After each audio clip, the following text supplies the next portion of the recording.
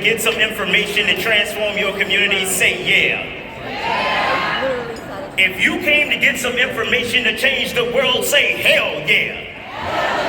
My name is Honablew Jr. and I have the privilege and honor of serving as the inaugural Digital Equity Coordinator for the great city of Baltimore, Maryland. Now, unfortunately for you all, they have only given me 3 minutes to explain to you how we spent $1 million over 22 organizations to benefit 60,000 people. That is not possible. So what we did instead is we cheated.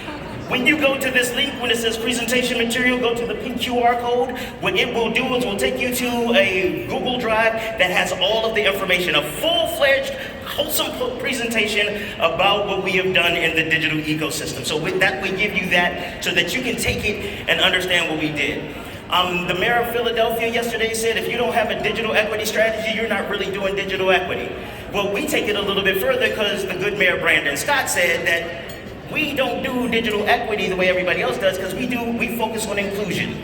If our partners could have closed the digital divide, if we could have closed the digital divide, it would be done by now. What we need to do is to bring in people who are not at the table, like NDIA did from 300 to 1,300. The more people we have, the greater the impact that we can make. The last one is the framework. Our framework, I've heard before it said that if the thinking doesn't change, the behavior doesn't change. So we wanted to make sure that we had a framework that shaped how we thought about digital equity in Baltimore City. We wanted to make sure that everyone who came to the city to help, who purported, that's the thing we're going to talk about in a little bit, purported to want to help, that they understood where we were going. And if you're not aligned with the framework or the digital inclusion strategy, you need to explain how you will benefit the residents of Baltimore. Anybody? Okay, all right. So the anchor that we use is our residents. Take a look at the first slide. After my stroke, my entire life, digital equity revolves around technology. Without access to the internet, my nurse won't know if I'm having problems when my monitors go off. When we talk about digital equity and inclusion, we are not just talking about getting some devices so people can have a nice job or they can play Halo, but if you want to, that's fine. We are literally at the point where digital equity and inclusion is about life and death, period.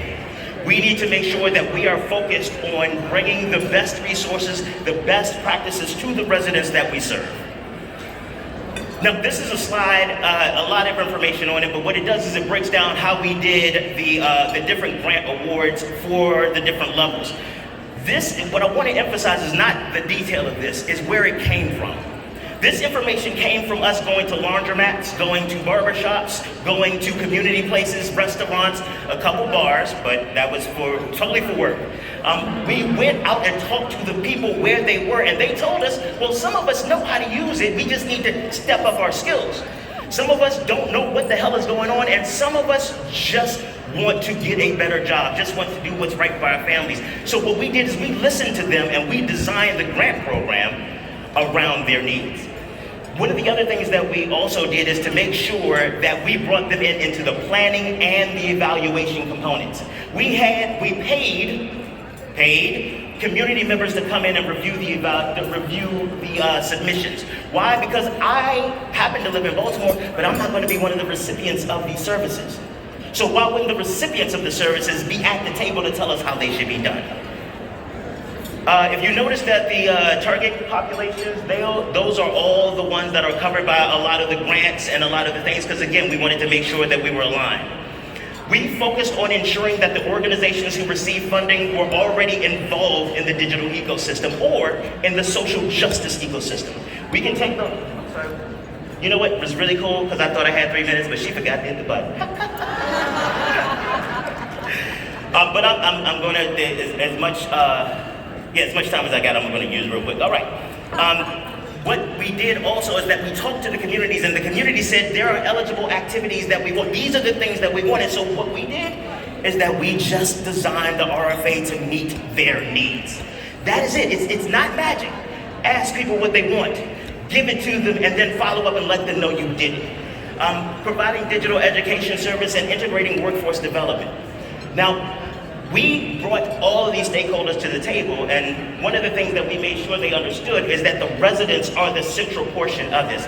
We are measured by how successful our residents are.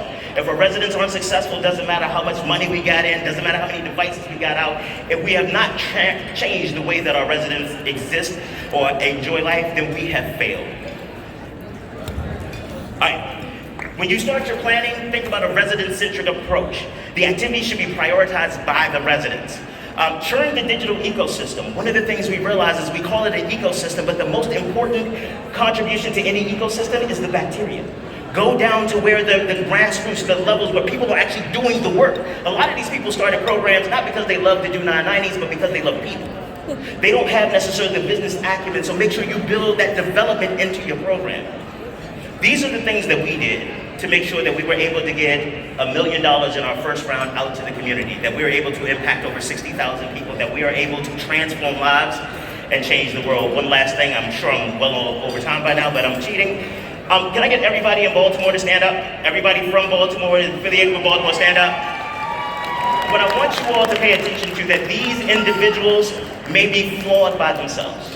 These individuals work hard day to day. We are imperfect alone, but together we achieve perfection and transition the lives of the people that we serve. Thank you.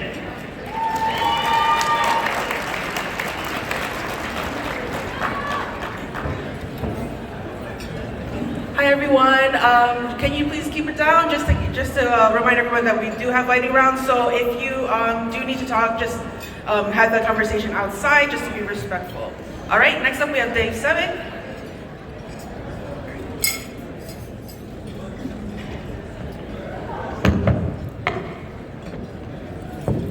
Everybody hear me?